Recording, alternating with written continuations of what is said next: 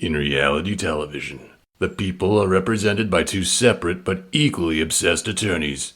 This is their podcast.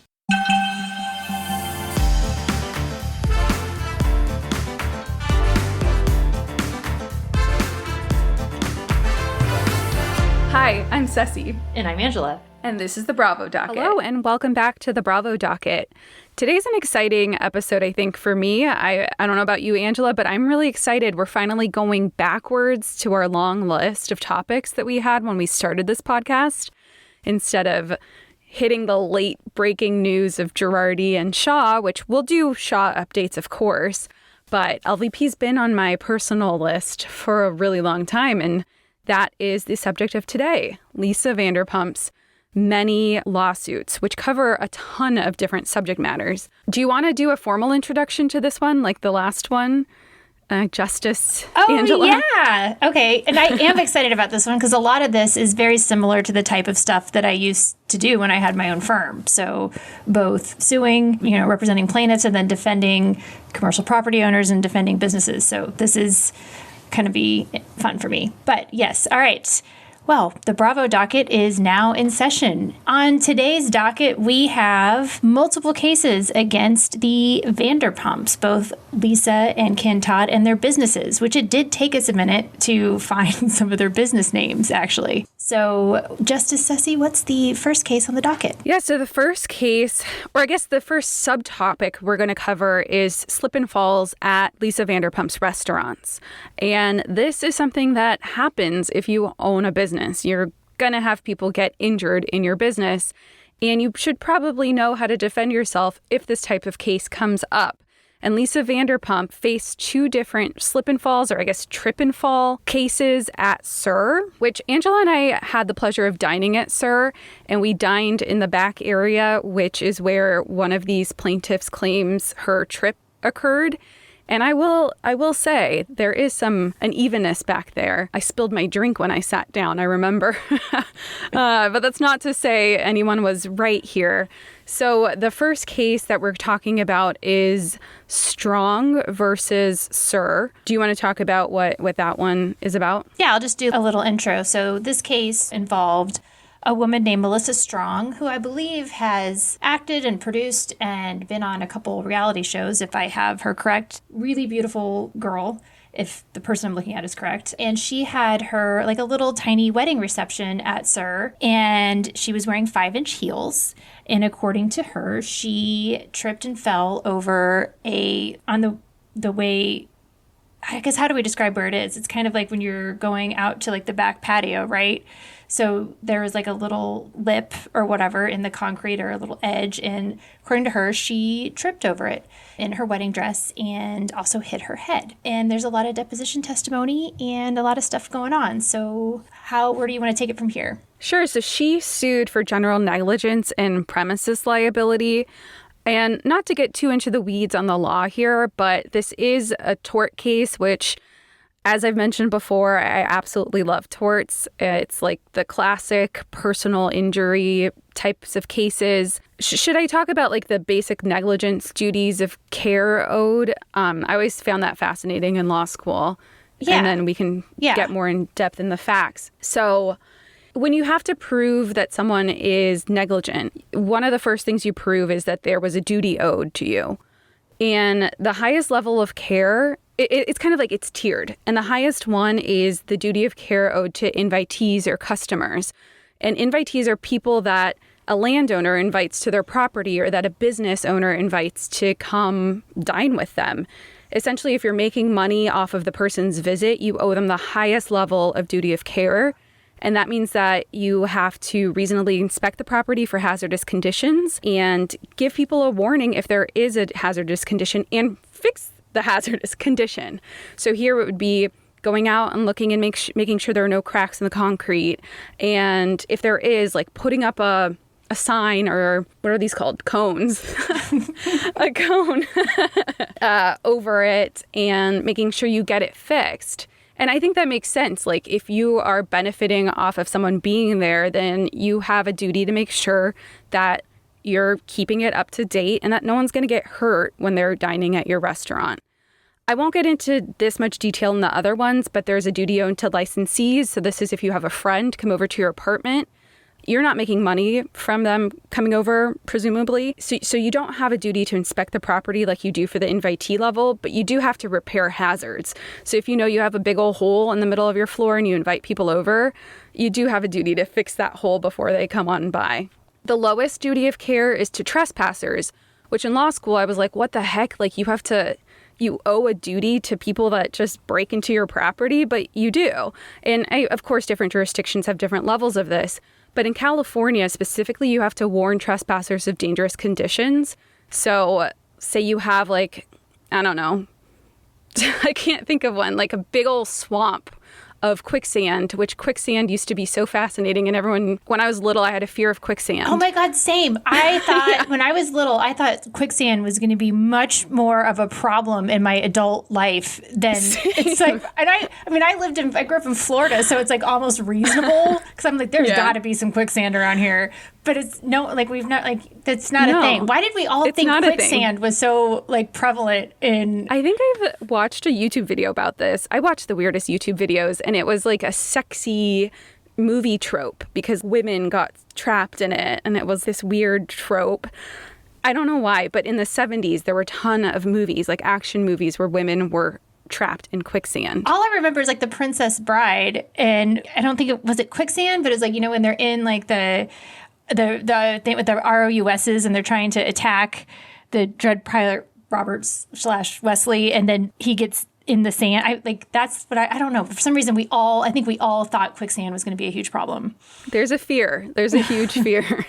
But I think we're all okay. However, if you have property in California and you have a big pit of quicksand, you have to warn potential trespassers of that. And that's the duty of care that you owe to people. So in these slip and fall cases, like this Strong one that she filed against Sir, Lisa Vanderpump owed customers the highest duty of care. And according to Strong, she breached that duty. So do you remember from law school the concept of attractive nuisance? Because I always loved that phrasing. I always thought, like, I want to touch it. Yeah, or like if you have like a trampoline or a swimming, like that's why you have to like a fence around your swimming pool or whatever. I always like that. Like and like children, it was always like children are breaking into your property to go on your trampoline, and then if they trip, you might be sued. It's like, what the heck? But that child trespassed. Yeah, I don't think Texas has like quite as benevolent towards trespassers as California is. I imagine they're not. So this case, we've got some decent deposition testimony where they, it's described, and I kind of wanted to talk about that a little bit because I think it's like really accurate. So I feel like plaintiff's attorneys get a bad rap a lot of the time. There's, ambulance chasers and whatnot. But let's say that you do, like, it is your wedding reception and you have like a small intimate reception and then you get hurt over.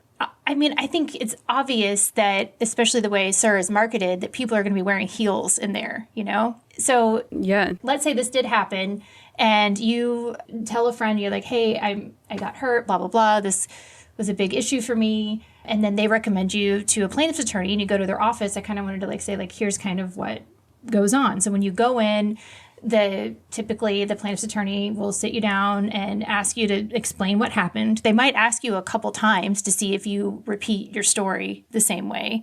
I used to do that when people would come in because I wanted to see, the truth doesn't change. And so if someone's telling the truth, they have an easy time kind of repeating the story over and over again. Then they'll ask you, what happened? Where did you seek medical attention? Did you have medical bills? Did you miss any time from work? And those types of questions are just to estimate your damages. They'll probably give you an intake form to fill out. And then depending on what your case is, the plaintiff's attorney will probably sign you up. And then when that happens, you probably immediately will sign a bunch of releases so that the plaintiff's attorney can get your medical records from the places that you've sought treatment. And then also, so if there's any other records that they need to obtain, they can, show that they have the right to request that information on your behalf. Now, if you're a business owner and there's a slip and fall, there's a different procedure. So what will happen there is once if you get a demands letter or if a complaint or petition is filed against your business and you receive that, then you immediately turn that over to your insurance company because, as businesses, you're supposed to have liability insurance. And then your liability insurer will essentially take over from there. And they'll pick the attorney for you. It's very similar to what we described in our malpractice with doctors. Like they'll pick the attorney for you. The attorney for your insurance company will contact the plaintiff's attorney, and you may not even have to do much if it doesn't get beyond the, demand complaint stage. So that's pretty much what that happens and how that works there. So obviously, though, one of the things that happens is if someone in your business observes it, they should write down an incident report, and the plaintiff's attorney will request all of that information as well, either in discovery or in some type of preliminary demand, or they might send a preservation letter, which will require the business to keep all of the, CCTV or any recordings they have of the inside of their business or wherever the incident occurred, and to save any documentation that they have. Cesie, do you want to pull up did you want to go through some of the depo testimony on this and kind of, it's pretty standard, but I think people might be interested. Well, I just, to summarize, I thought it was interesting how it seems like defendants here, so Sir is trying to paint the picture that she drank a lot and that she was wearing new high heels, and that is the reason that she tripped. And then she, in return, argues, no, I wear high heels a lot, and I had maybe one drink and a sip of another because I was so stressed out about my wedding reception. So I liked reading those two narratives and how they were competing. Was there anything else from the depo? I think that was pretty much it. I just thought, it was, they asked her what kind of shoes she was wearing, how often she wears those types of shoes. They even asked her for the brand of the shoes. They asked her what her dress was like. They asked her how much she'd been drinking, and she said she'd been to, another restaurant slightly before that. They asked her who she talked to. These are all, pretty standard questions that would be asked in a case like this. So we tried to see if maybe she had posted any pictures, but we couldn't find any. I want to see, show us the shoes. Yeah, I wanted to see the shoes. What's notable from reading all of this is that it does appear that they fixed the crack following the incident. However, in this case, and many cases like this, evidence of subsequent remedial measures, hard to say, is inadmissible generally as evidence of fault. And that's because the law and the court people don't want you to avoid fixing something because you're afraid you're going to get found guilty because you fixed it. Of course, we want people to fix things. To hold otherwise would prevent people from fixing cracks in floors. So, do you know what the outcome of this one was? I believe this one settled. It definitely didn't go to a jury trial. So it looks like on the docket, you can't tell for sure, but it was dismissed, so it looks like it was settled. Okay. And then there was a similar incident, although we don't have the full details, in Bradley versus Sir. I think Bradley fell on a crack April 20th, 2019, and the case is still ongoing as of December 2021. So I will say, when we went to Sir, when we were in LA, I think when we were walking up, I think I even made a joke because it was really dark and the sidewalk outside was pretty cracked and uneven. Yeah, I think there was construction going on or something. Mm-hmm. Yeah. Yeah, I mentioned at the beginning of the episode, do you remember I spilled my drink all over myself? Yeah, and the table was really wobbly. I was like, all right, guess I'm not drinking. But I didn't sue. Maybe I could have sued. What were your damages? My $15 cocktail. That's fair. So let's move on to another Sir lawsuit. I think this one got some attention. Oh, yeah, a lot of attention. I remember this one. And this is against Sir for a case of extremely bad food poisoning. If you don't like listening to gross stuff, I would skip ahead. Skip this one. Do you want to talk about the facts of this case? I know you love the grossness sometimes. I don't love grossness. I do love medical stuff. I don't. I feel food like poisoning is medical. Okay. I'm kidding. No, yeah. Okay. I think I want to just maybe read some of the facts alleged in the complaint. So it says, on August 19th, 2017, plaintiff arrived in Los Angeles, California via airplane. at approximately 10 a.m. for a vacation with 6 family members, including her sister, cousin, daughter, granddaughter, son, and niece. It's a lot of details. Plaintiff had not eaten breakfast or lunch that day, nor did she eat on the airplane prior to her arrival in Los Angeles, California. I mean, how often do you go without eating all day? I can't go, I feel I can't. Longer than 2 hours without. Especially when traveling. I'm like, I get treats because I'm traveling. Yeah, like flying on the plane is terrible, so I get to eat whatever I want. And if I want a cocktail at 8 in the morning, I'm going to have like 6 of them because there's no rules in the airport. Yeah. Okay, so, but according to this lady, she had not had anything to eat. And then she says, plaintiff felt fit and healthy upon her arrival in Los Angeles and prior to her arrival and had no apparent signs or symptoms of gastrointestinal distress. Prior to arrival, plaintiff had made a reservation for dinner. It says at the subject restaurant. And I'm like, did they forget like a find and replace? Because it was this is at Sir or Villa Blanca? Sir. It's at Sir. Okay. With her family. So I'm assuming with that large group of people. And it says it makes it clear to note that she got there 15 minutes before in advance of the reservation time. They checked into the front desk. During this time, plaintiff consumed no beverages or food. So, Girl, have some bread. Okay. Once seated at the table, plaintiff and her family reviewed the food menus provided by the staff. This complaint is written in an interesting way. Plaintiff sat next to her granddaughter and niece across from her sister at the table. Again, not really a necessary detail. Plaintiff placed an order for scared fish and water. It says scared. I think it's supposed to say seared. Seared. Oh, no, I'm dyslexic. It says seared.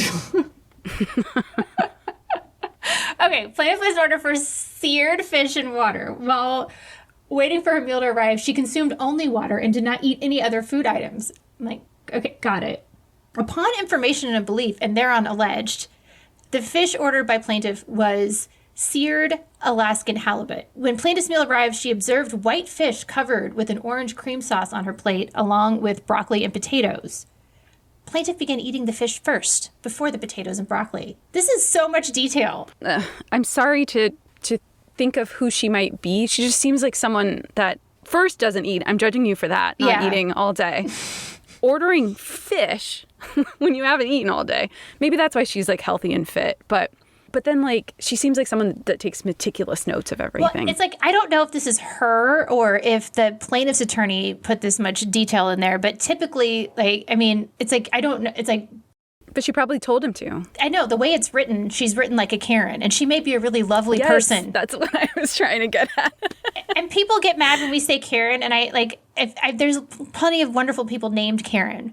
But of course. And in fact, on Potomac, Karen is one of my favorites. But... So we're not, like, I'm just saying, like, don't get mad, Karens. Although that is, like, the most Karen thing you can do is complain.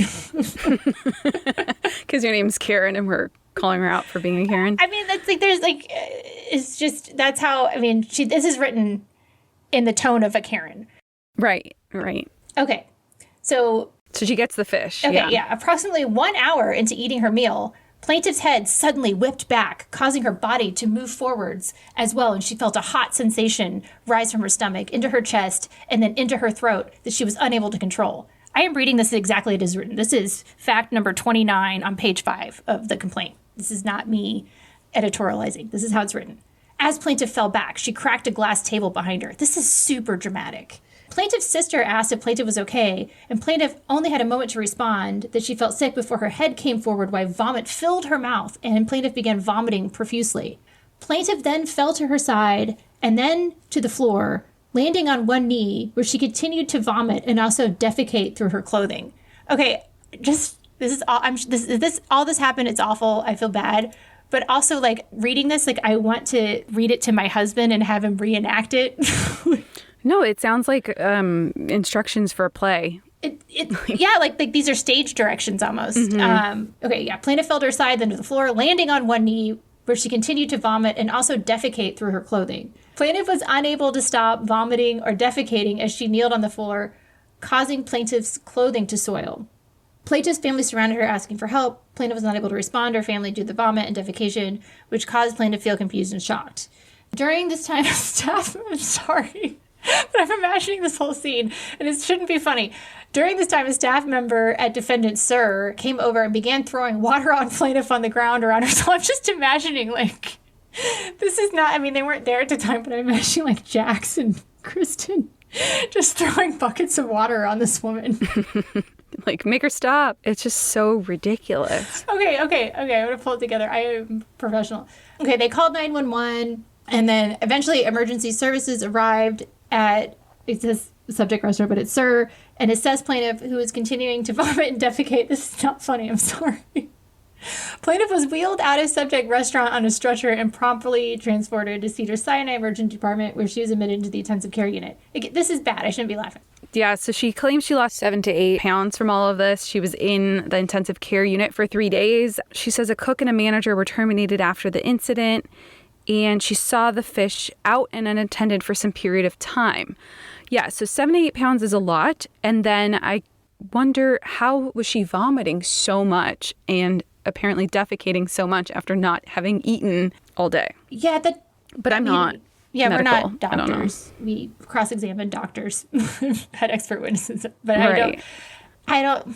That's like having not eaten anything all day and then to vomit and defecate that much. Does food poisoning come on that fast? It almost seems like if it's happened like the way she's described, it almost seems like an allergic reaction. But the problem is the way it's described in the complaint. It sounds like a Saturday Night Live skit or something. Right. And when I was reading this, I was wondering how much is an assumed risk by ordering food, or not ordering food, by ordering fish. Well, it wasn't raw fish. Kind of like, it was not scared. Seared I understand, halibut. but still, there is a risk when you order fish, just like there's a risk when you go to Chipotle, just like there's a risk when you go to Taco Bell. Like, how much is an assumed risk? And it wasn't surprising to me that that was a defense that Sir made, that there was some level of assumed risk here. And assumption of risk for ordering food at a restaurant? I think there is a risk with ordering fish. If you're ordering, like, I think sushi or raw fish, you assume some of the risk. But, like, seared halibut, I don't think there should be. I think there is. Well, that's an argument that they made. I don't like that argument. I'm just being.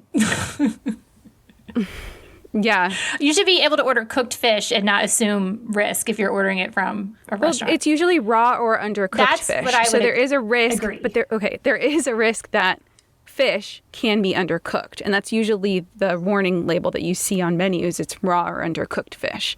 So I think that was the argument, that there's some assumed risk when you order fish that you can get sick. And then there was also some argument that she bared some of the damages here kind of by not eating all day and then ordering fish. So I mean, that's just their arguments. I'm not saying I'm agreeing with them. I'm just providing the facts. I'm just running this through my head. Like comparative I feel like fault to her. I feel like for cooked fish there should not be innocent, but for sushi or like shellfish or something, if you're eating raw oysters, I think there's a risk. I don't know. I think there's a risk with all seafood, truly. I don't know. I don't know enough about food science or cooking or I know that I am allergic to shellfish and that I'd gone to the hospital twice, like as a teenager, and then I hadn't eaten it for decades. And right before COVID hit, I had gone to my allergist and been like, can we test me to see? Because I really have this dream of one day eating crab legs and butter, and it just looks like it's so good. And I was like, can I just do the testing to see if I'm still allergic? And I passed the patch test, and then they did a blood test after they injected me with a little bit of it.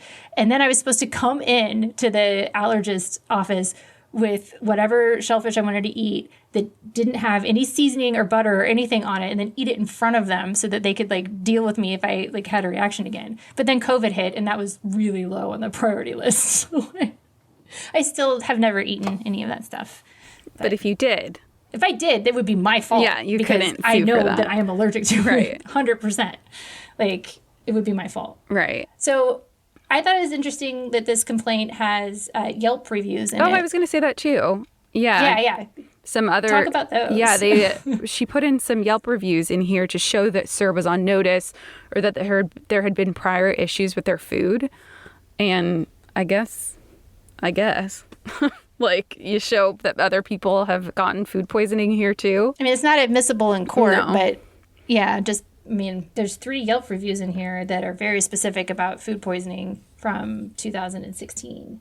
So Yeah, and according to her, they got rid of the cook and the manager. So presumably you won't be getting sick off of this fish, which I would never order with orange sauce. where do we want to go next? How would they know they terminated the cook and the manager? I have to say, like, orange sauce on fish, on white fish, sounds gross. Disgusting. Yeah. Yeah. It's not her fault that she ordered it, but I would never order that after a day of not eating and traveling.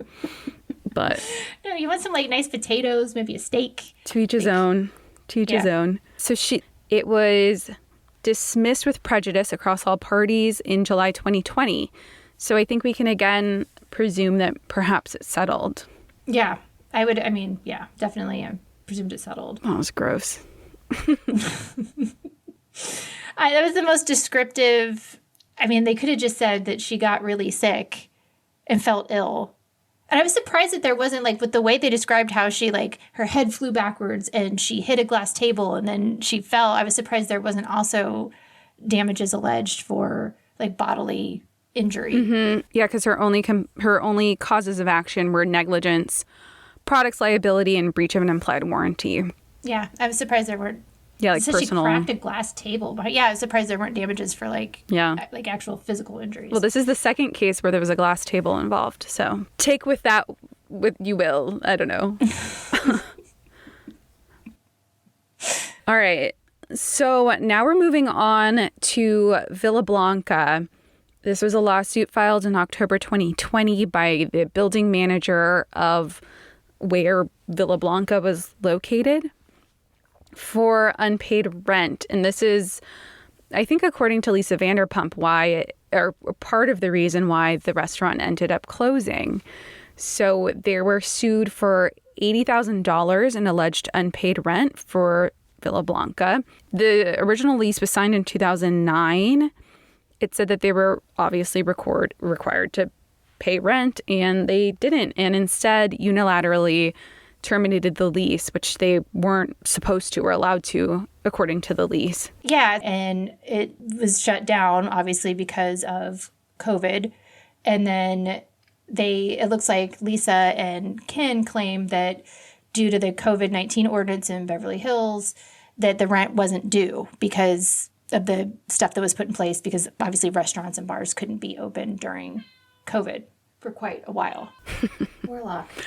Wasn't there like rent abatement in different cities? I know there was for tenants of apartments. I know, like, so like the courts were shut down, and so like evictions, there was like a moratorium on evictions for both written and then also in just reality, because you couldn't get into court to evict your tenants. So that happened for a long time. So yeah, so she released a statement, Lisa Vanderpump, about this lawsuit. And she said, quote, "If the landlord had been willing to renegotiate and the lease wasn't ending, we would have reopened. But unfortunately, with coronavirus, the situation was beyond our control. However, she didn't shut the door on Villa Blanca completely. She said, while saying goodbye to the location where we have actively served the Beverly Hills community for 12 years and employed hundreds of Angelinos, is a sad time for us. We're excited to perhaps bring Villa Blanca back in the future at a different location." Well, because they probably won't let them rent from them again, "as its staff and customers have always been a family." So the plaintiff in this is alleging $320,947.44 plus interest from October 2020 through January 2021. Commercial leases are expensive, y'all. It shocked me to see this and learn that they didn't own their commercial property. I always assumed they did. I just assumed that they were buying. But I'm sure it's, even if you're super rich, I'm sure it's really hard to buy property in that area. Because why would you ever sell it if you're a commercial property owner? You can just rent it out and make money. Do we know the outcome of this one? Is it still going? This one's still going. Okay. So we don't know the outcome. As far as I can tell from the docket, it's still ongoing. And then they attach the entire lease, which is like 90 pages long and is not super interesting. Just we will not be covering the lease. Yes. So there's that. So another lawsuit, moving on to the next one, that Villa Blanca faced was by West Central Produce for unpaid fruits and vegetables, and they were sued in March 2020. It was Pump and Villa Blanca, excuse me. They claim Villa Blanca owed nearly $9,000 in unpaid fruits and veggies, and Pump owed over $9,000 in fruits and vegetables. I just thought that was fun to include because what the heck? I mean, I'm sure it's the same thing. I had friends who owned bars and restaurants during COVID, and it's like a so the restaurant shut down. So then not only is like the staff unable to get paid, but then all of the vendors aren't getting paid. I mean, there's a huge like chain effect of people. It's like, well, how can I don't need the fruits and vegetables. I know that I put in an order for them and that maybe you're delivering them, but I don't need them, but it's a contract. So yeah. I actually misread that. That was actually the last payment in March 2020 that was made for the fruits and vegetables. The company's actually suing for roughly $100,000 for unpaid fruit and veggie bills. Yeah. Damn. That's a lot. What's our next one? The next one, I think, is the Vanderpump Dogs. Oh, gosh. Skip ahead on this one, too, if you don't like gross goopiness. This one I know was highly publicized as well, because I remember reading it on Reddit. I guess before we get into the lawsuit, the next two lawsuits are about Vanderpump Dogs. So Vanderpump Dogs was founded in 2016. It's a 501c3 dog rescue organization, and we discussed what that means in our Mary Cosby tax episode. And it works on both domestic and international fronts to help create a better world for dogs. It offers adoptions and dog grooming. It also had a TV show on Peacock. There has been one season with 6 episodes.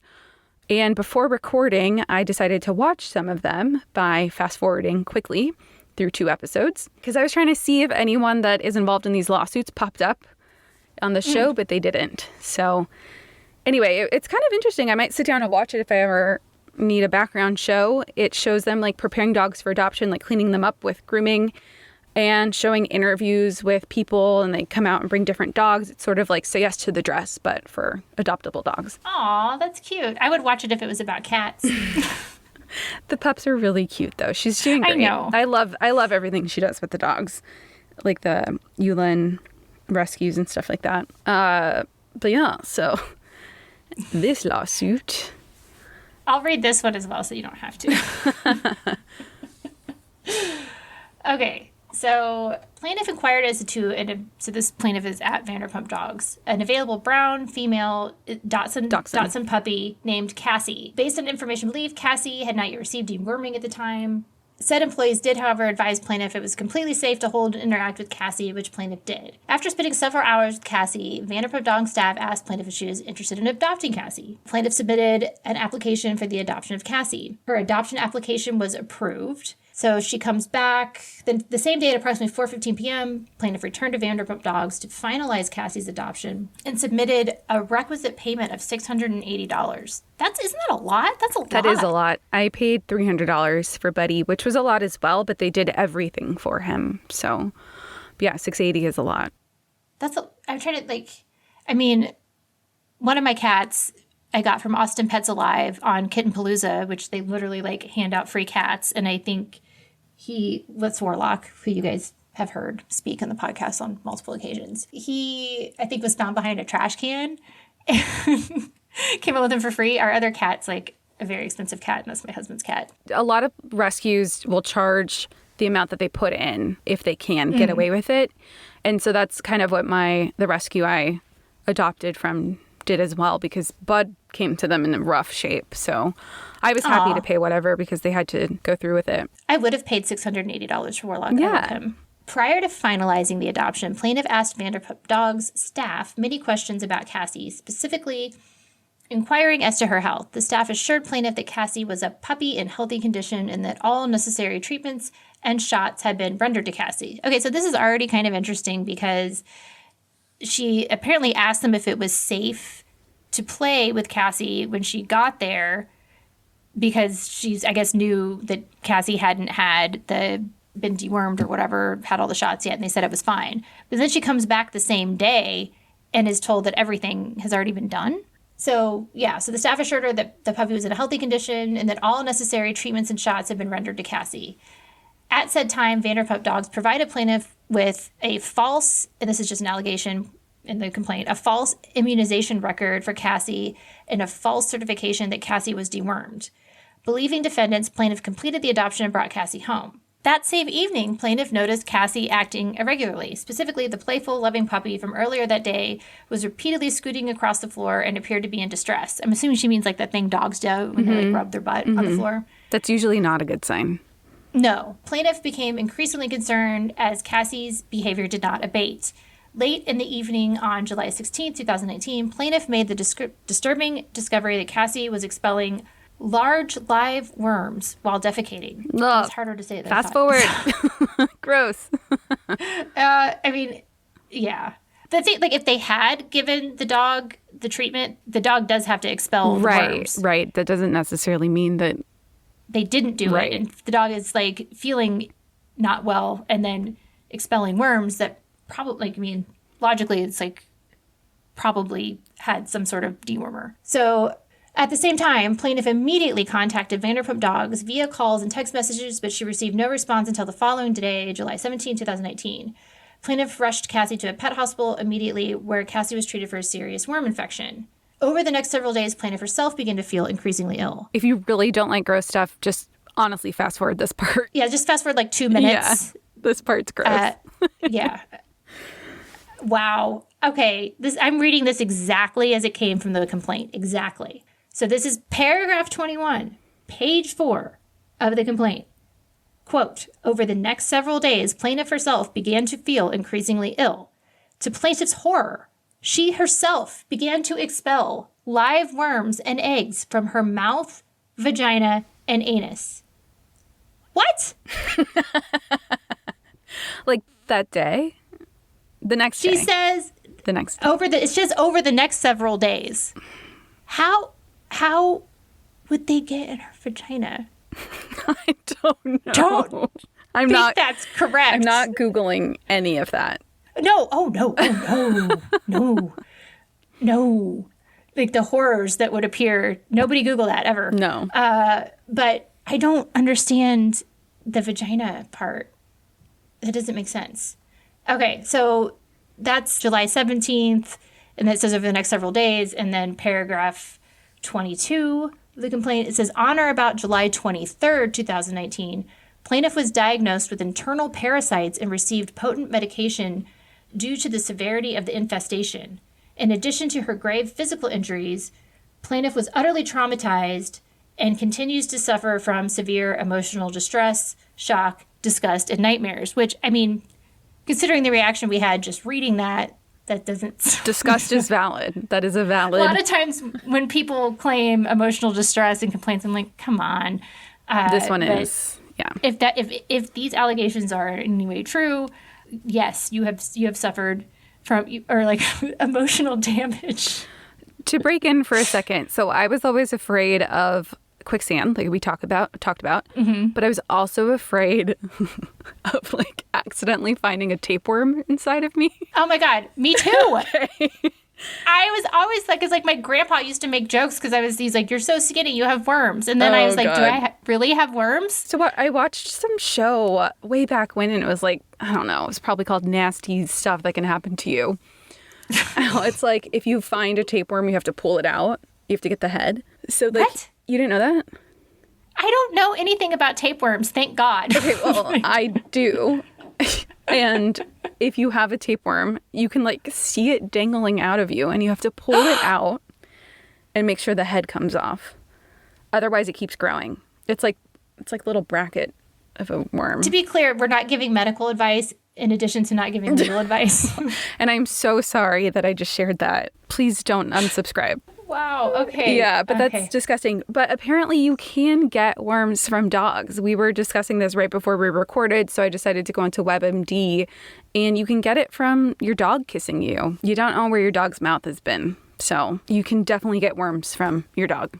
So I feel very superior having only cats at the moment. It's not that I dislike dogs, but you can get stuff from cats, can't you? I know you can get like the crazy cat lady disease if you have like outdoor cats, and my cats are indoor cats. So yeah, I know cats cause problems too. I'm not saying, I'm just being that cat lady right now. So that case is still going on. That's another one that we'll probably have to provide an update with if there's an outcome. How much does it say? Do we know how much she's demanding? I think it might be whatever the court deems necessary. Yeah, general damages, cost of the suit, other relief, special damages, all that good stuff. Approximate result, intentional plaintiff was forced to seek and pay for emergency medical treatment for Cassie, suffer the emotional distress of having adopted an ill puppy that was expelling large live worms while defecating, and spent time and money sanitizing her home in an attempt to rid it of the worms.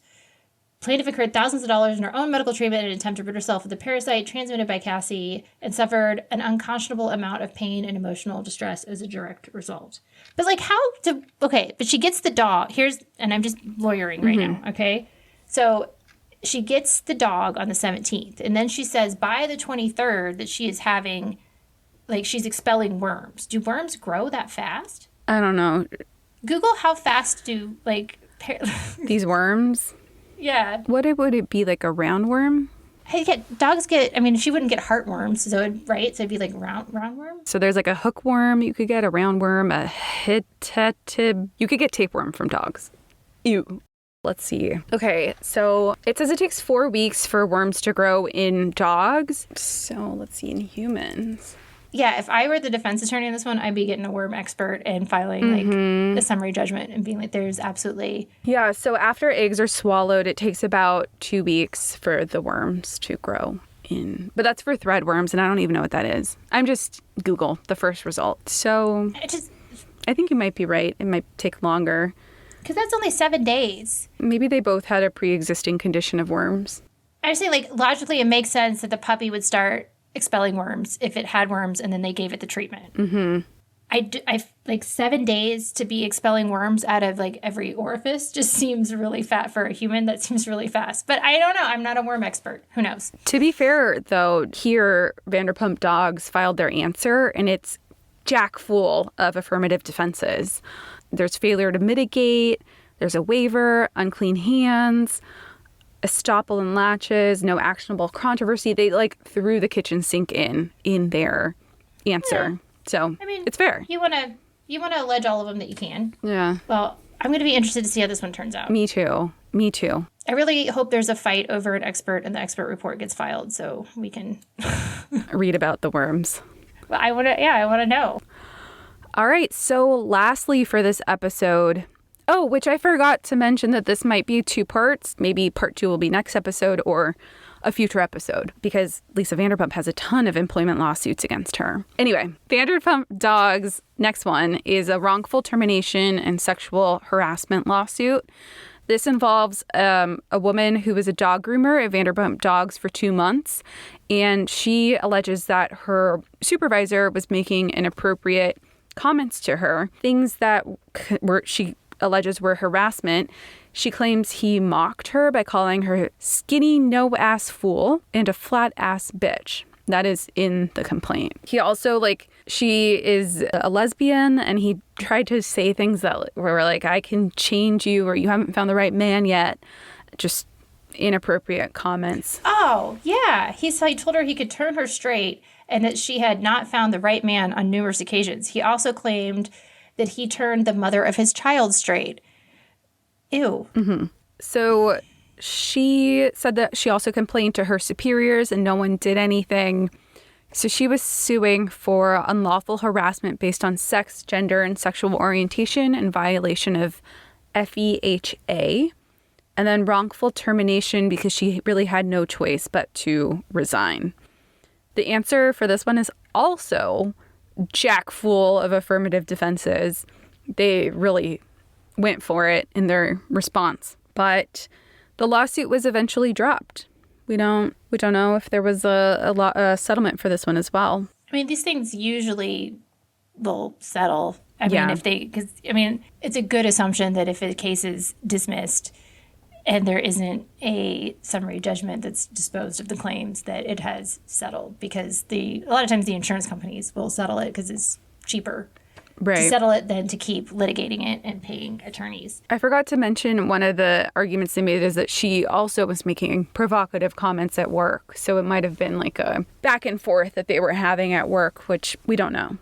Yeah, we're going to, in the future employment law episode, we're going to get really a lot more into detail about what you have to claim and what you have to allege. And we'll probably talk about it more on the federal level, and then also, how you file claims with the EEOC and all of that. But this one was pretty short. It does have, they did have to file a thing with the Department of Fair Employment and Housing, which is a California agency.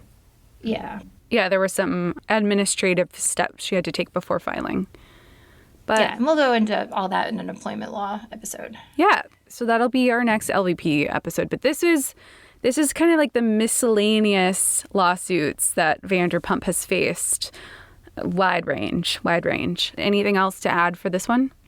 Yeah, I just thought it was interesting to look at the docket and see how, when Vanderpump Rules started airing and then the amount of lawsuits spiking greatly. Mm-hmm. So there's all the attention being drawn to that from the reality show. And then it also made me think of the Toms. And it's like watching them on Vanderpump Rules not know anything about business. And it's like, this is the kind of stuff that you have to know. You need to know how to negotiate a commercial lease. I have no doubt that Ken Todd, who signed that commercial lease, did an excellent job negotiating what they needed. You have to know what type of liability insurance you need. You have to understand how to train your employees to respond to lawsuits. And it's who in their right mind would go? I mean, the Toms are entertaining, but who would go into business with them? Would you go into business with one of the Toms, Cesie? Yeah, I mean, I would go into business with them because they have a fan base, but not, not legitimate business. Yeah. But it is interesting to see the various types of lawsuits that can come out of owning just a restaurant. There's so much. So not anything I want to do. I didn't expect somebody of them to involve vomiting and or worms. Yeah. Yeah. So that's LVP number 1. Yeah, we'll be working on our next episode, which comes out in 2 weeks, and planning on some sort of coverage for Jen Shaw, which we're still ironing out. So that can be expected if it proceeds. So we will see. Oh, don't forget about our merch. Check it out. Yes. Oh, I am wearing it right now. I was like, I think I'm wearing it right now. I am wearing it right now. It's the comfiest shirt ever. So check it out. Yeah, it's pretty cute. I have the bag. I'm going to order more stuff soon. It's really cute. My sister ordered the sweater. Looks really cute on her. I have stickers everywhere. Anyway, thanks for listening. Bye.